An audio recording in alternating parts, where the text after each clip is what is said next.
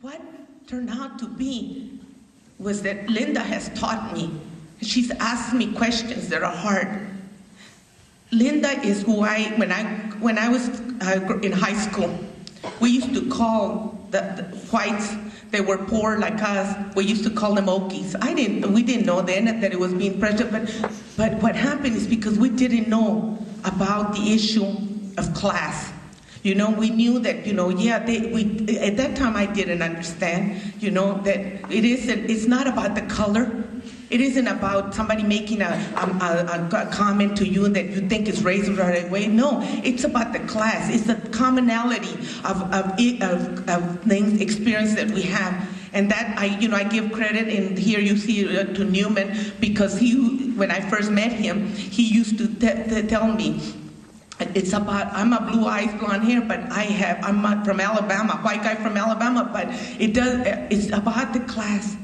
But I also want to tell you, brothers and sisters, it's also about having the time to take and talk to someone and to go beyond those barriers, not make the real quick conclusions, but saying to them, let me ask you, let's talk, let's do this, let's try to find the common thread that we have, not focus on the differences that we have in all this. I want to tell you real quickly, one of the things that we asked the Sonoma County Industrial Union, the workers, we said to them, these were commitments we asked of the industrial union workers. We said, you have to love each other. First they kind of thought, oh, what is this kind of hippie people, what's wrong with them, love each other. And I said, no, at the end of its struggle, you really do need to love each other. You gotta Secondly, you gotta accept each other's differences. Because at the end of it, you will see that some of you are going to be in the struggle day in and day out, and others are not. We're going to devote only 1 or 2 hours. You cannot fight among yourselves. You got to accept each other's differences. The third is, if you start the struggle, you got to finish it.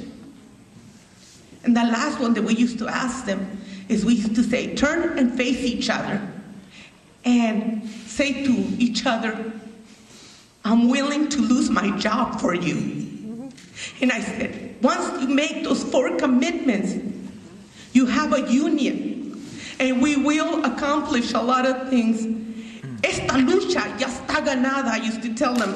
This struggle is already done and finished. We have won this struggle once you make those commitments.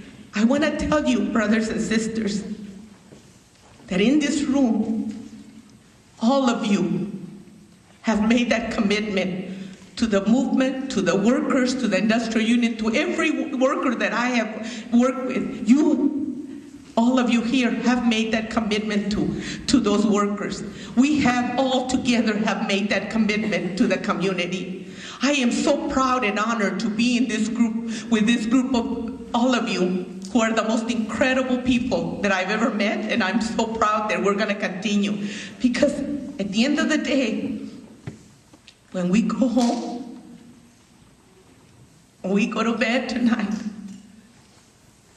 and I took these words from somewhere, I read them, and I truly believe them, that at the end of the day, when you go home, just look at yourself and be so proud, because you gave everything you could today for justice and peace and equality. And I am so honored to be among a group of people like all of you. Thank you so much.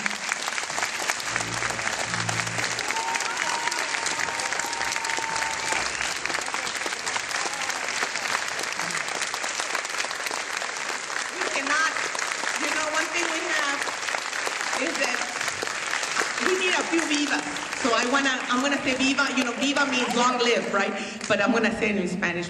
So one of the things we learned and we used to do is, I learned this from Cesar Chavez, and in the end of the meetings, we would, the workers and all of us would do, to finish a meeting, we do a unified clap. So let's start doing it like this. I don't know if, I always need a lot of space.